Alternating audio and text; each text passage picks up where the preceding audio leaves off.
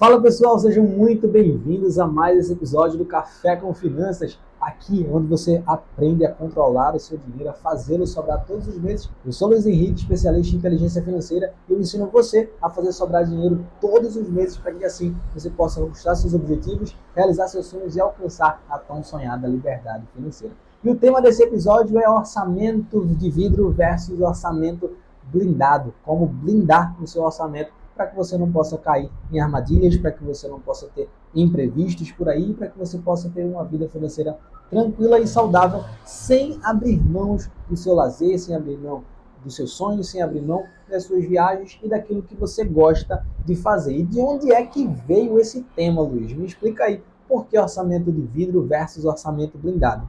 Eu morava numa casa e quando eu me mudei para lá, essa casa estava sem uma parte da porta de vidro na entrada.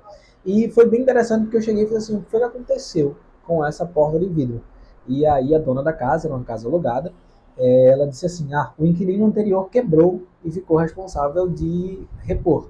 Mas aí ele não repôs até a saída dele, e então eu tive que arcar. Na verdade, eu arquei e ele vai me reembolsar. E eu falei, ok.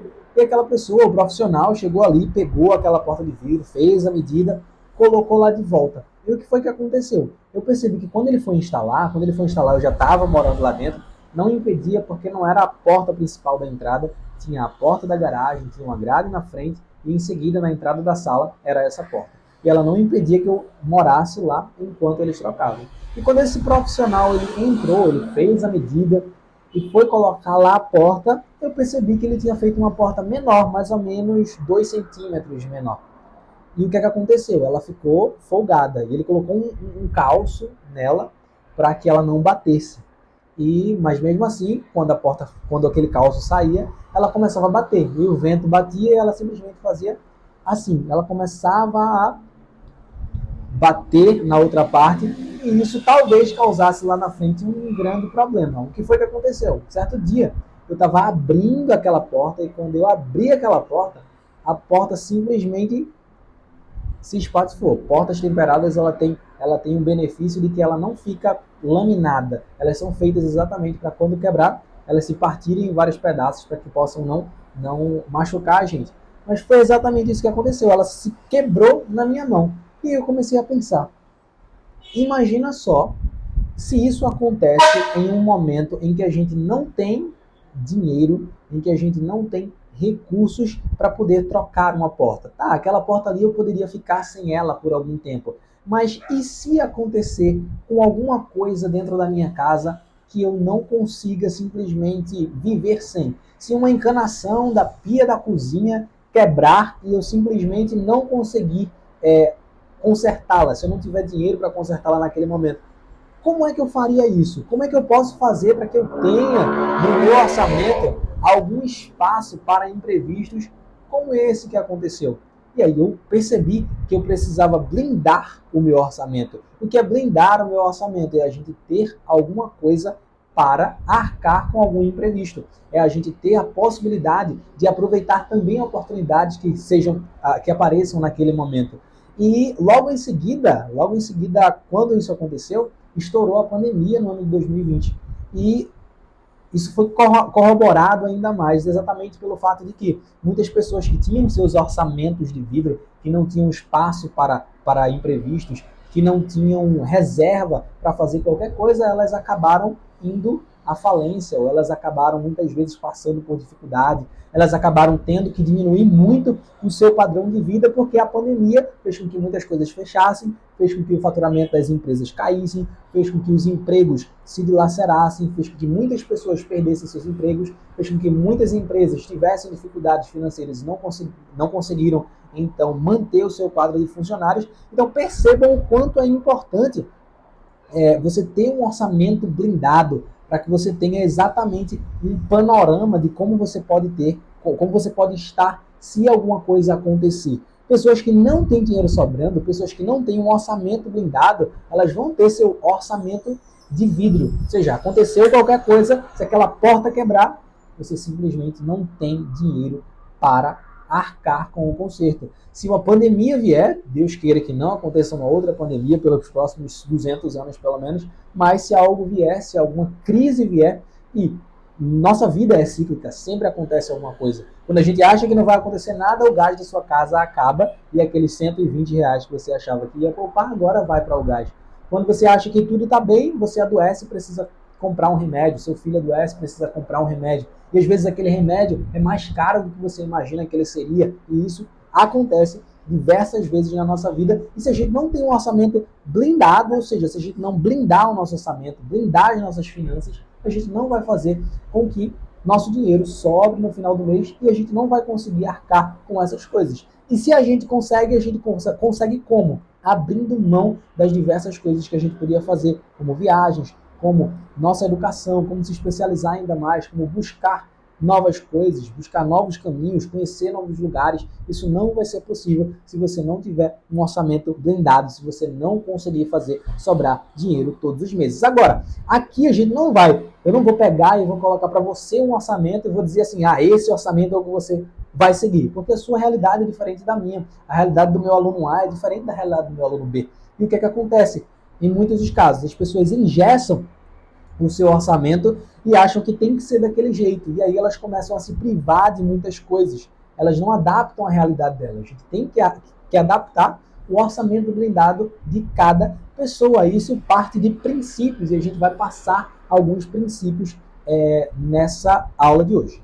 Ter um orçamento blindado é uma oportunidade de você fazer sobrar aquele dinheiro que você nem achava que era possível sobrar. E você cortar aqueles gastos que você simplesmente esquecia que estava lá já no débito automático, que você nem usa, que você nem sabia que estava lá. É uma oportunidade também de você tirar aquele gasto que você acha necessário, mas que na verdade não é necessário. Ou que você acha que é obrigatório, como taxas de banco, e que na verdade não são obrigatórias, mas sim vão consumindo parte do seu patrimônio sem que você perceba. Eu tenho um exemplo de um aluno meu que fez um orçamento e ele engessou aquele orçamento exatamente como ele achava que deveria ser. Foi um exemplo que eu dei para ele. E aí, aquele orçamento não tinha espaço para imprevistos. Se o orçamento engessado não tem espaço para imprevisto, se, por exemplo, você não tem uma reserva de emergência, não tem nenhum espaço para imprevisto, como é que você vai arcar com um pneu furado, com um carro quebrado, com uma peça de uma moto que não estava lá, ou com uma encanação quebrada na sua casa, ou uma lâmpada que queimou. Então, se você engessar, você não consegue simplesmente arcar com algumas coisas que aparecem na nossa vida. E não é sendo pessimista, mas vai aparecer alguma coisa na sua vida que vai ter um problema, que você vai precisar de dinheiro sobrando para que você possa arcar. Se isso não acontecer, o que é que vai acontecer na sua vida? Você vai ter que pegar dinheiro emprestado, ou você vai ter que usar cartão de crédito, ou você vai ter que ir no bendito cheque especial para que você possa pagar uma taxa bem acima do esperado. E aí esse meu aluno, o que é que acontecia com ele? Sempre acontecia era que ele estabelecia um orçamento mensal e toda vez os gastos que ele tinha eram pelo menos 20 a 30% a mais do que ele estabelecia naquele orçamento engessado dele. Por quê? Ele não seguia muitos princípios, ele simplesmente fazia aquele orçamento e achava que ele era padrão. É simplesmente aquilo. Esse é meu orçamento e não pode mudar. E não pode ser assim. Ele tem que ser adaptável a cada realidade. Eu tive uma outra aluna que ela tem um salário de R$ 3.000. O salário de R$ 3.000 dá para uma pessoa que tem ela e o filho, o esposo também. O esposo trabalhava, o esposo servidor público, recebia bem. Mas o que aconteceu? Quando ela passou a receber esse salário, ela se mudou para um lugar melhor, para um dos melhores bairros da região. E aí, automaticamente, o custo fixo dela aumentou bastante. O custo fixo aumentando bastante, o que acontece? Na redondeza, as coisas também são mais caras. Então, à medida que o salário dela aumentou, ela não manteve o padrão de vida dela. O que foi que ela fez? Ela aumentou o padrão de vida dela. E muitas vezes, a gente aumenta o nosso padrão de vida justificando que a gente está aumentando a nossa qualidade de vida. E qualidade de vida e padrão de vida são coisas totalmente diferentes. Eu posso ter uma qualidade de vida muito maior com um padrão de vida menor, que me custe menos, que eu não precise estar fazendo dívidas, estar fazendo débitos em cartão de crédito para custear a minha vida. Eu posso viver muito melhor com 3 mil reais, vivendo com um padrão de vida menor, mais abaixo do que aquele que as pessoas veem, do que uma pessoa que ganha 6 mil reais, o dobro, mas vive com um padrão de vida muito elevado. Uma pessoa também que tenha um salário de 6 mil reais e vive com um orçamento de vidro que lhe custa 7, 8 mil reais por mês, vai viver de uma forma muito menos qualitativa do que uma pessoa que ganha 3 mil reais, 4 mil reais e vive com um orçamento blindado que lhe custa 2 mil, 2.500 reais e faz sobrar dinheiro todos os meses. Para qualquer emergência, essa pessoa que recebe 6 mil reais, mas gasta 7 todos os meses, ela não vai conseguir arcar. O que é que ela vai conseguir fazer? Mais uma dívida para poder arcar com aquilo. E essa pessoa que ganha menos, mas tem um padrão de vida mais baixo, ou melhor, menos quantitativo, as pessoas não se preocupam muito em o que os outros vão olhar e vão dizer, elas se preocupam em qualidade de vida, elas vivem ali, elas têm um salário de 3 mil reais, vivem com 2.500 reais e elas conseguem poupar, investir 500 reais todos os meses pensando no seu futuro. E esse futuro sim, vai ser um futuro de qualidade, sem preocupações. Quantas vezes a gente vê aí médicos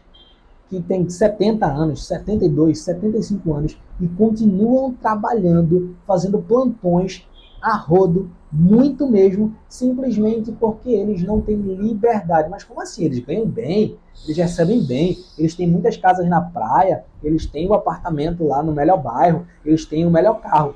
Exatamente por isso. Essas pessoas que têm o apartamento financiado, o carro financiado, a casa na praia financiada, e aí começa, e tem o carro dos filhos para pagar, eles têm um custo de vida muito maior. E esse custo de vida muito maior faz com que elas tenham que trabalhar mais para sustentar esse padrão de vida. E sustentar esse padrão de vida é abrir mão da liberdade. Quando você não tem renda passiva é aquele dinheiro que você recebe sem precisar trabalhar. Quando você não tem aquilo, o que é que acontece? Você fica preso a ter que trabalhar cada vez mais para que você possa simplesmente pagar aquelas coisas que estão sendo usufruídas. Que são muito boas? Sim, demais. Quem não quer ter uma casa na praia, quem não quer ter um carro bom, quem não quer viajar todos os fins de semana, mas isso pode custar a sua liberdade. No caso de muitos dos médicos plantonistas que fazem plantão quase todas as noites, eles precisam manter o padrão de vida que eles estabeleceram para a vida deles.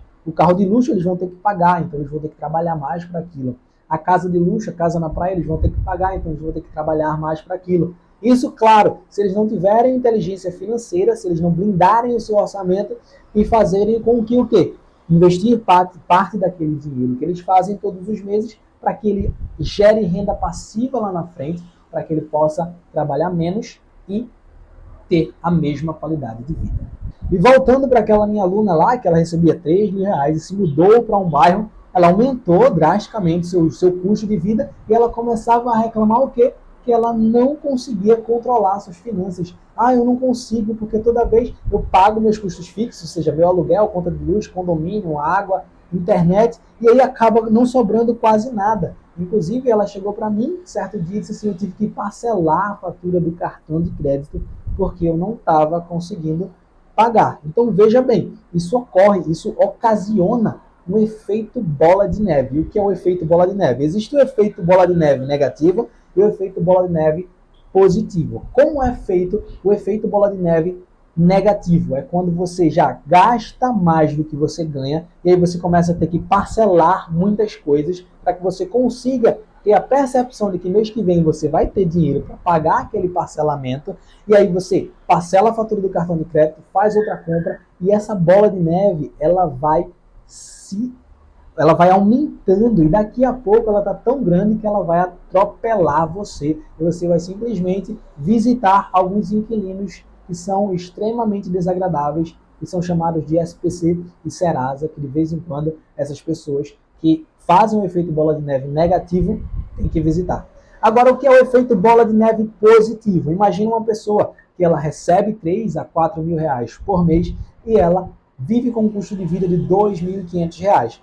ela começa a investir aqueles R$ 500 que sobrou, aqueles R$ 1.000 que sobrou, aqueles R$ 1.500 que sobrou. E lá na frente ela começa a ver, agora no curto prazo, ela começa a ver uns floquinhos de neve, algumas coisinhas que vão aparecendo ali na conta de investimentos dela. Por quê? Ela estava fazendo sobrar dinheiro e agora ela teve a oportunidade de buscar mais conhecimento, ela agora está investindo para o futuro dela. E ela começou a ver alguns retornos, ela tem os fundos imobiliários e ela vê ali R$ 1, R$ 2, R$ 3 de dividendos todos os meses. E ela também comprou ações, ela investe na Bolsa de Valores, comprou ações e ela vê de vez em quando ali uns R$ 3, R$ 4 a mais na conta dela. Vocês percebam, Luiz, mas é só R$ 1, só R$ 2, só R$ 3.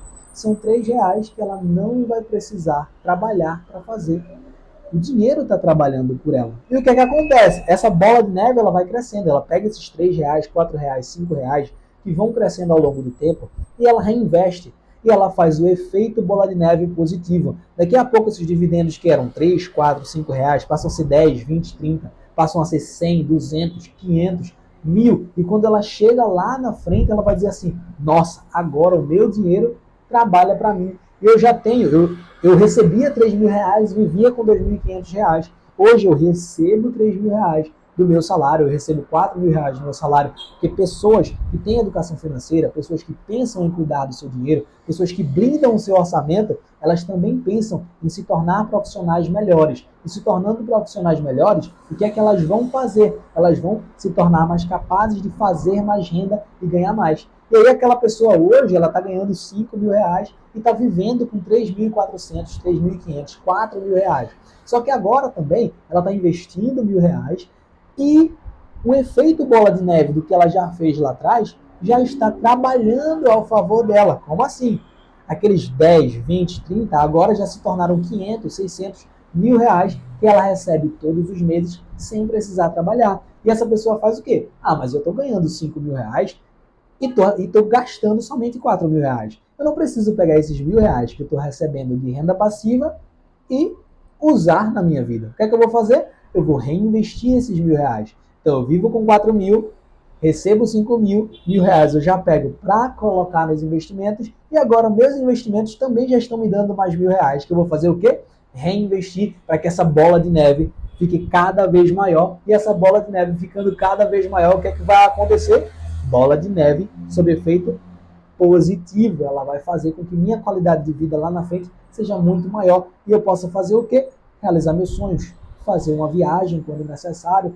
Se eu quiser parar de trabalhar, já eu não vou precisar trabalhar porque meu custo de vida já vai ter sido suprido pelos meus investimentos. Luiz, mas você fala isso porque vai estar investindo R$ 500, R$ 600, R$ 1.000, eu ganho pouco. A questão é, será que você ganha pouco ou você não tem prioridade? Responda uma coisa, se você ganhar 10% a mais hoje, se você ganha R$ 2.000, se você passar a ganhar R$ 2.200, 10% a mais, vai mudar alguma coisa na sua vida? Aí você diz assim, vai, com certeza. O que é que acontece na maioria das pessoas? Elas adequam o seu padrão de vida. Se elas ganhavam 2.000 e elas passam a ganhar R$ 2.200, não faz diferença nenhuma na vida delas. Principalmente porque inflação, as coisas aumentam o preço. Se as coisas aumentam o preço, automaticamente você não vai conseguir comprar as mesmas coisas que você comprava antes. Vão ser mais caras. Talvez você ainda viva com menos. Então, se você receber mais, você não vai conseguir viver mais. Você tem que primeiro fazer o quê? Entender que problemas financeiros não se resolvem com dinheiro. Como assim? Problemas financeiros não se resolvem com dinheiro. Problemas financeiros se resolvem com uma tríade. Qual é a tríade? A tríade é mentalidade, comportamento e adequação. Repita comigo: mentalidade, comportamento e adequação. Essa é a tríade para que você possa fazer sobrar dinheiro e resolver os seus problemas financeiros. Mas me explica isso melhor, Luiz. Como assim? Mentalidade. Se você não acredita, primeiro, que você consegue ganhar mais, você não vai ganhar mais. Se você não acredita que você consegue viver abaixo do que você está gastando hoje, você realmente não vai conseguir. É como o próprio Henry Ford falou, se você pensa que você pode ou você pensa que você não pode, de qualquer jeito você está certo. E é exatamente isso. A sua mentalidade vai lhe levar a lugares que você deseja, ou sua mentalidade vai lhe deixar em lugares que você está, ou até pior do que isso, se você não estabelecer metas para sua mente, para os seus ganhos, para o seu alcance, seu comportamento também. Olha lá, nós somos movidos a crenças. E os nossos comportamentos de hoje, eles estabelecem muitas vezes nossas crenças. Por quê? Ocorrem sinapses neurais quando a gente se comporta de determinadas formas que fazem com que a gente tenha mais abundância ou tenha mais escassez, com que fazem com que a gente se comporte de uma forma adequada para nossas finanças ou não, que fazem com que a gente se envolva com pessoas bem-sucedidas, pessoas que levam a gente para frente ou pessoas que levam a gente para trás, que são âncoras na nossa vida. Isso é comportamento. Se você se comportar de maneira adequada, você se adequa. E aí a gente vai para a nossa terceira parte da tríade, a adequação. Se você hoje recebe 3 mil reais e gasta 4 mil reais por mês, você não está tendo uma vida adequada, você não está se adequando ao padrão de vida que você deveria estabelecer para a sua vida. E o que acontece muitas vezes, as pessoas querem se adequar ao padrão de vida daquela pessoa que está vendo no Instagram, elas querem se adequar ao padrão de vida daquele influencer que está ali olhando muitas vezes nas redes sociais. E aquele influencer muitas vezes tem uma renda muito maior e ela já está numa fase da vida dela em que ela pode se comportar daquele jeito, porque as finanças delas permitem isso. E a gente precisa ter uma mentalidade adequada para o que a gente tem agora e para o que a gente quer no futuro. O nosso comportamento tem que refletir essa mentalidade para que a gente se adeque aos nossos padrões e não aos padrões impostos pelas redes sociais e não aos padrões impostos pelas pessoas que acham que a gente deveria fazer daquele jeito. Então você é a melhor pessoa para cuidar do seu dinheiro, você é a melhor pessoa para saber onde é que o calo aperta, então você é a melhor pessoa para ter uma mentalidade mais centrada, uma mentalidade mais abundante, ter comportamentos adequados àquilo e se adequar a um padrão de vida em que você viva bem, mas que não precise se sufocar, não precise estar sempre com dívidas para poder arcar com aquilo. E aí muitas vezes você fala, ah, Luiz, mas eu tenho um filho. Aí eu quero que você me responda, ter filho é uma âncora ou é um combustível para a sua vida? Ah, eu tenho filho. As pessoas falam eu tenho filho como se isso fosse um empecilho para a pessoa prosperar, um empecilho para a pessoa buscar coisas melhores. Um dia eu estava falando com uma colaboradora minha e eu tenho essa preocupação com os colaboradores da minha empresa, de que eles tenham uma mentalidade mais abundante, que eles desenvolvam sua mentalidade. E um certo dia ela chegou para mim e disse assim, como é que faz certas coisas casado? Eu disse assim, eu não entendi. Como assim? Você para de viajar se você casa? Você para de realizar seus sonhos porque você casa? Ela falou, porque às vezes a gente tem tantas despesas, as despesas são maiores, e aí tem muitas despesas fixas, e algumas coisas que aparecem no meio do caminho, e a gente simplesmente tem que abrir mão de muita coisa. Sim, a gente tem que abrir mão de muita coisa, mas não precisa ser para sempre. Se você se adequa, se você segue a tríade, você se adequa e você consegue simplesmente ter uma vida muito melhor. Eu sempre costumo dizer que o meu melhor investimento foi o meu casamento, porque a partir do meu casamento eu tive a possibilidade de crescer. Eu saí do meio em que eu estava, minha mentalidade mudou, meu comportamento foi se adequando aos padrões que eu estava vendo, mas eu estava adequado ao meu financeiro naquele momento. Não precisei simplesmente me adequar aos padrões dele. Eu olhava para aquilo e dizia assim, eu quero aquilo. Eu olhava para aquilo e dizia, eu quero chegar lá. Quais são os caminhos que eu devo traçar para chegar lá? Eu preciso me atolar em dívidas para fazer aquilo? Eu posso utilizar o cartão de crédito como uma ferramenta para me ajudar a chegar lá? E isso tem me ajudado sempre. Cartão de crédito pode ser uma âncora, mas cartão de crédito pode ser também um combustível. Para mim, ele sempre foi um combustível potencializador dos meus resultados. Para muitas pessoas, ele é uma âncora, pois faz com que elas vivam uma vida de aparência, vivam uma vida que não é adequada aos padrões dela. E aí muita gente fala assim, mas eu não tenho tempo para estar em planilha, para estar controlando os gastos. Você não precisa estar em planilha o tempo todo controlando os gastos. E se você não tem tempo, me responda uma coisa.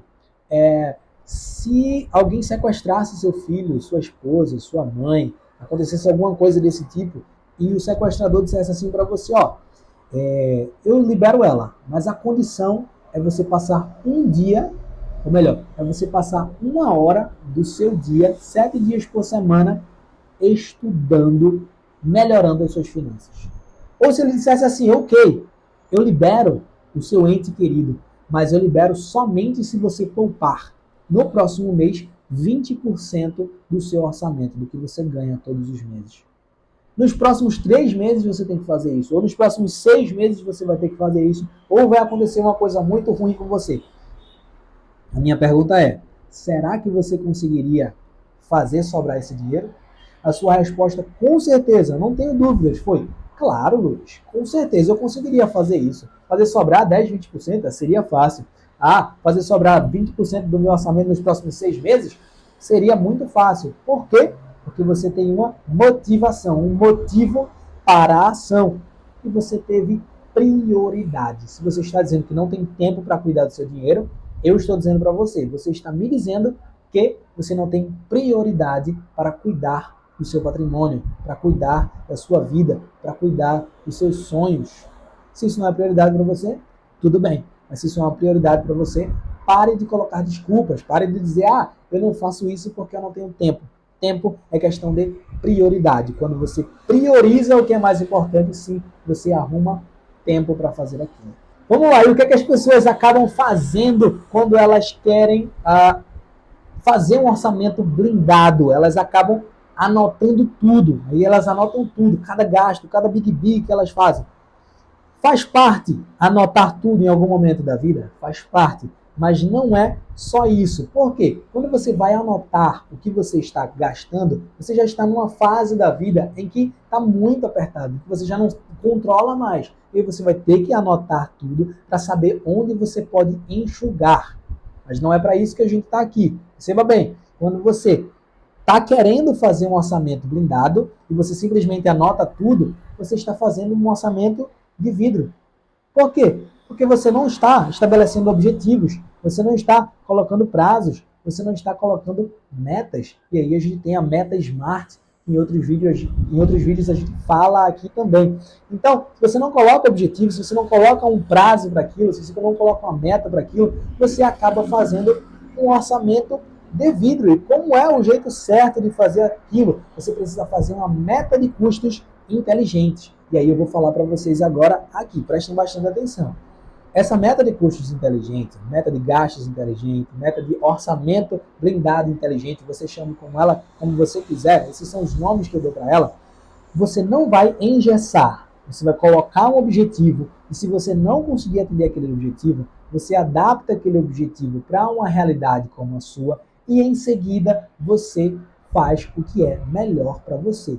Compreendido aqui? Então vamos lá. O que é que a gente precisa fazer? Primeira coisa que você precisa fazer, anota. Você precisa estipular uma porcentagem para cada parte dos seus gastos, para cada parte da sua vida. Como assim, Luiz? Primeira coisa, meus gastos fixos. O que são gastos fixos?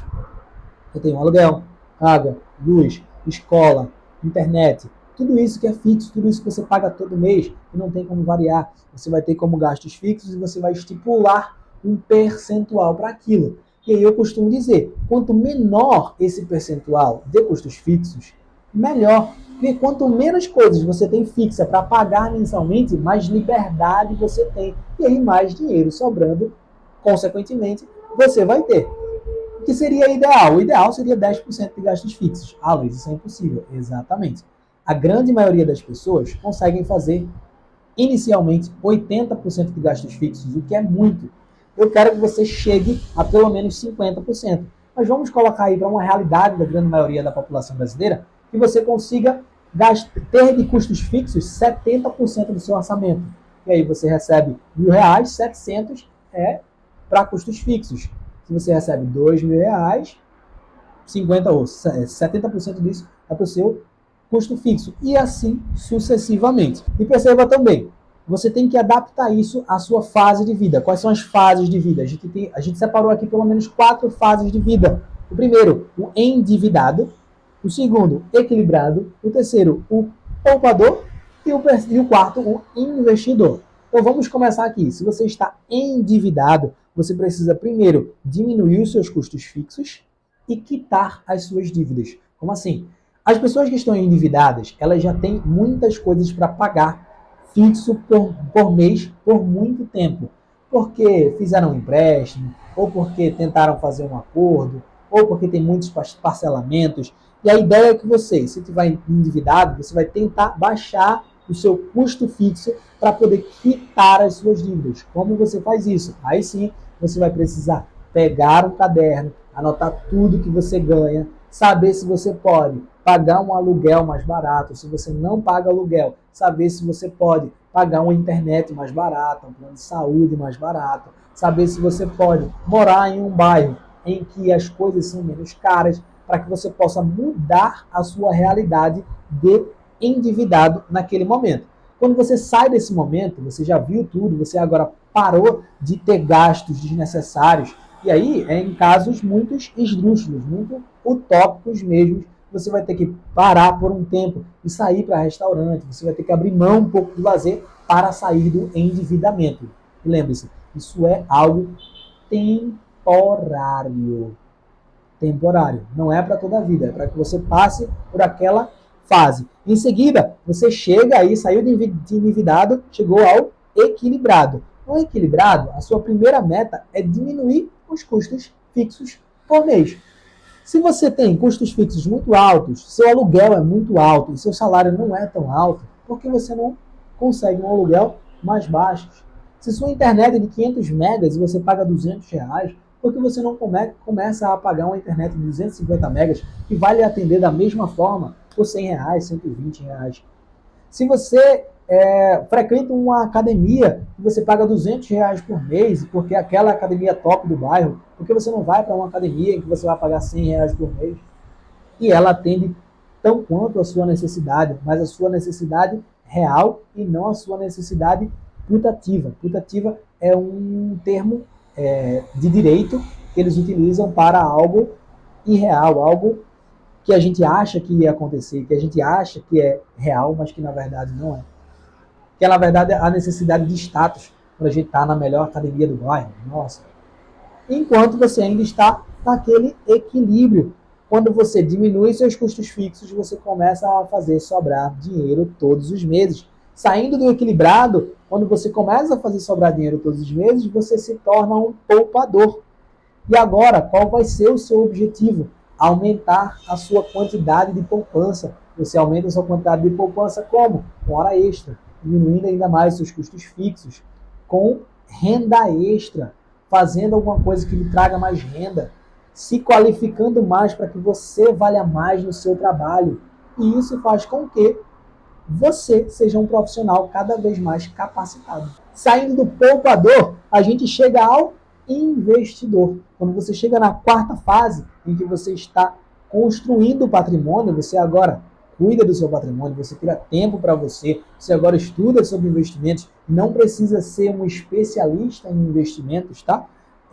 Você pode sim fazer esses investimentos de uma maneira segura, sem precisar ser um profissional de investimentos. Agora você tende a querer aumentar o seu valor investido. Por quê? Quanto maior o seu valor investido, mais rápido você chega à sua liberdade. Quanto maior o seu valor investido, mais aquele efeito bola de neve positivo trabalha ao seu favor e você consegue sair de endividado a investidor, de endividado a uma pessoa que faz sobrar dinheiro todos os meses, de endividado a uma pessoa que tem liberdade e escolhe se vai trabalhar ou se continua trabalhando ou se tenta algo que você ama, que você gosta de fazer, e se você vai empreender ou se você vai dar mais atenção aos seus filhos, se você vai trabalhar meio período e meio período você vai fazer aquilo que você gosta. Esse é o poder de você fazer sobrar dinheiro todos os meses e investir para a realização dos seus sonhos. Então, se você curtiu esse vídeo, não esquece de deixar seu like, se inscreve aqui no canal para que você possa receber todas as notificações e ativa seu sininho e a gente se vê na próxima aula.